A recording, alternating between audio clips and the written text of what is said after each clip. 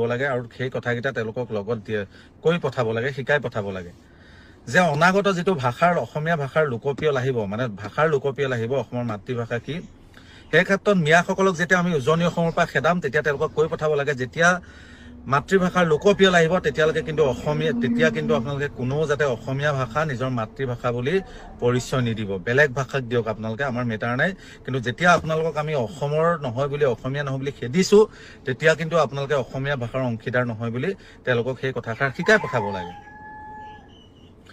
আৰু দ্বিতীয় কথা হ'ল যে তেওঁলোকক এই কথাটো শিকাই পঠাব লাগে যিখিনি বড়োলেণ্ডত অৰ্থাৎ BTCত যিখিনি মানুহ বাস কৰি আছে তেওঁলোকক এই কথাটো উজনি অসমৰ পৰা খেদাওঁতে শিকাই পঠাব লাগে যে আপোনালোকে BTCত থাকি পেলাই কেতিয়াও আপোনালোকে অসম আৰু অসমীয়াৰ পক্ষত সহযোগিতা আগনঢ়াব। BTCত থাকি পেলাই আপোনালোকে আছাম ডিভাইড 50-50 যি বড়োলেণ্ডে দাবী কৰে সেই দাবীত সহযোগিতা আগবঢ়াওক আৰু নিজকে অসমীয়া বুলি কোনোদিন পৰিচয় নিদিব বুলি সেই কথাকেইটা শিকাই পঠাব লাগে। আজি দেখা গৈছে যে তৎসত্ত্বেও আমাৰ টাৰ্গেট মিয়াসকল। ঠিক আছে, মিয়াসকলক যেতিয়া আমি উজনি অসমৰ পৰা পঠাইছো তেতিয়াহ'লে তেওঁলোকক এই কথাকেইটা কৈ পঠিওৱা উচিত যে অসমীয়া ভাষা যেতিয়া মাতৃভাষা লোকপিয়ল হ'ব অসমত অনাগত দিনত অসমীয়া ভাষাৰ পক্ষত আপোনালোকে চহী নকৰিব। যিদৰে বিহাৰী বেংগলীয়ে কয় বাংলা আমাৰ মাতৃভাষা, বিহাৰীয়ে যেনেকৈ কয় হিন্দী আমাৰ মাতৃভাষা, তেনেকৈ আপোনালোকৰ বেলেগ মাতৃভাষা ক'ব, অসমীয়া ভাষাৰ পক্ষত নাথাকিব। সেই কথাটো আমি কৈ পঠাব লাগে। আমি সেই কথাটো কৈ পঠাব লাগে যে যেতিয়া আপোনালোক উজনি অসমৰ পৰা আহিছে বড়োলেণ্ডত যেতিয়া আপোনালোক থাকে বড়োলেণ্ডত নিজকে অসমীয়া বুলি পৰিচয় নিদিব। আছাম ডিভাইড 50-50 যি বড়োৱে বিচাৰি আছে তেওঁলোকৰ পক্ষত যাওক, কিয় তেওঁলোকৰ মাৰপিট খাই পেলাই অসমীয়াৰ পক্ষত আছে, সেই কথাটো তেওঁলোকক আমি উজনি অসমৰ পৰা খেদোতে শিকাই পঠাব লাগে। এই কথাখিনি কিন্তু সঁচাই, এই কথাটো প্ৰত্যেকে অনুধাৱন কৰিব আৰু অনুধাৱন কৰি পেলাই প্ৰত্যেকে এই কথাটো যদি বিশ্লেষণ কৰে গম পাব যে উজনি অসমৰ কাৰণে মিয়াখিনি ভয়ংকৰ নে উজনি অসমৰ কাৰণে অনা অসমীয়া অৰ্থাৎ বেংগলী, বিহাৰী, মাৰোৱাৰী, বণিক গোষ্ঠীখিনি ভয়ংকৰ। সেই কথাটো কিন্তু আপোনালোকে ঘৰৰ পৰা মাত্ৰ গাঁৱৰ পৰা ওলাই আহি টাউনবিলাকত ওলাই আহিলে গম পাব। আমি কেতিয়াও কিন্তু আমি অসমখনক সুস্থিৰ পৰিৱেশ এটা সৃষ্টি কৰিব নোৱাৰিম, কিন্তু বৃহত্তৰ অসমীয়া জাতি গঠন প্ৰক্ৰিয়াত কিন্তু সদায় বাধাৰ ৰেঙনি হৈ ৰ'ব, এই কথাটো কিন্তু স্পষ্ট। আৰু কোনোবাই ভাবিব পাৰে মই কথাখিনি কোৱাৰ ক্ষেত্ৰত কাৰোবাৰ মিয়াৰ পক্ষ লৈছো বা অনা মিয়াৰ সপক্ষে লৈছো, তেনেকুৱা কথা নহয়। সেইটো কথা চিধা উজনি অসম সম্পূৰ্ণ গ্ৰাস কৰি পেলাইছে অনা অসমীয়া অৰ্থাৎ বহিৰাগত বণিক গোষ্ঠীয়ে গ্ৰাস কৰি পেলাইছে, আমাৰ মাটি বাৰী কিনি পেলাইছে। এডোখৰ মাটি মই থাকিবৰ কাৰণে যিডোখৰ মাটি 5 লাখ টকা দিছিলো এজন মাৰোৱাৰী আহি পেলাই 20 লাখ টকাত আমাৰ অঞ্চলত আহি পেলাই কিনি লৈছে। কেনেকৈ পাৰিম আমি অসমীয়াই? তেওঁলোকৰ টকাৰ কাপাচিটি যি, কোনো কাৰণত আমাৰ অসমীয়াই তেওঁলোকৰ পক্ষত নোৱাৰো। আমি খেদিছো কাক? টিবল মিস্ত্ৰীক। আমি খেদিছো কাক? ইটা ভটাত কাম কৰা মিস্ত্ৰীটোক।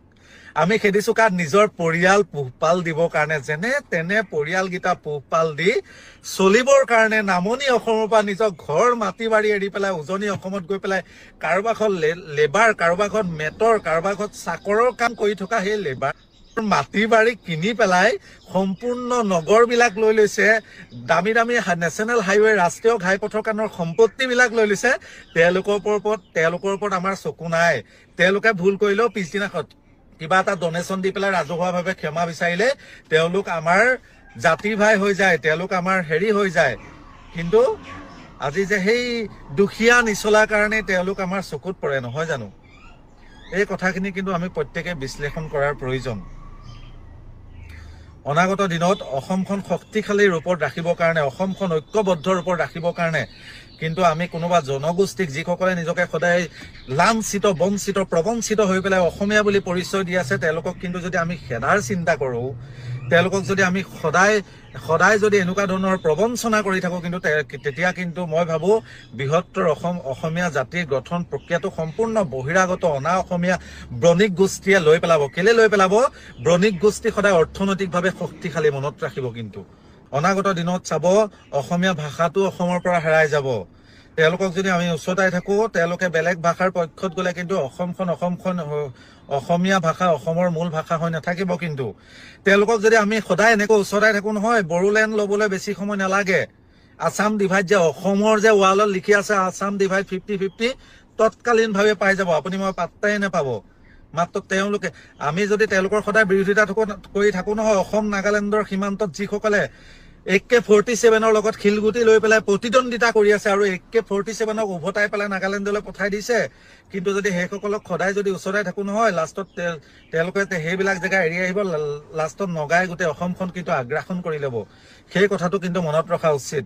হয়, এটা কথা নিশ্চিত যে অসমত বৰ্তমান দেখা গৈছে যে কিছুমান দল সংগঠনে ক্ৰিয়াৰ প্ৰতিক্ৰিয়া দিবলৈ গৈ পেলাই যে অসমখনৰ পৰিৱেশটো পুৰা অস্থিৰ কৰিব বিচাৰিছে, অসমৰ বাতাবৰণ যে বেয়া কৰিব বিচাৰিছে। কিন্তু সেই ক্ষেত্ৰত সকলো পক্ষই দুখ আছে, সেইটো সঁচা কথা। কিন্তু তাকে লৈ পেলাই আমি আমাৰ মাটি বাৰী যিসকলে ধৰ্ষণ কৰি লৈ ললে সেইসকলক আমি দেখা নাই। আৰু টিউবল মিস্ত্ৰী, ইটা বটাত কাম কৰা মিস্ত্ৰীকেইটাক যদি আমি খেদিবলৈ যাওঁ, কিন্তু আমি কেতিয়াও কিন্তু সাফল্যমণ্ডিত নহম। সেই কথাটো মনত ৰাখিব। যদি বেয়া আছে আমি সকলোৱে একত্ৰিত হৈ পেলাই বেয়াক খেদিব লাগিব। কিন্তু এজন দুজন বেয়াৰ কাৰণে এটা জনগোষ্ঠীক টাৰ্গেট কৰি ল'ম বা অসমৰ 1/3 জনসংখ্যাক খেদি পঠাম, সেইটো কিন্তু কেতিয়াও সাফল্যমণ্ডিত হ'ব নোৱাৰিব। সেই কথাটোৰ প্ৰতি প্ৰত্যেকে লক্ষ্য ৰখা উচিত।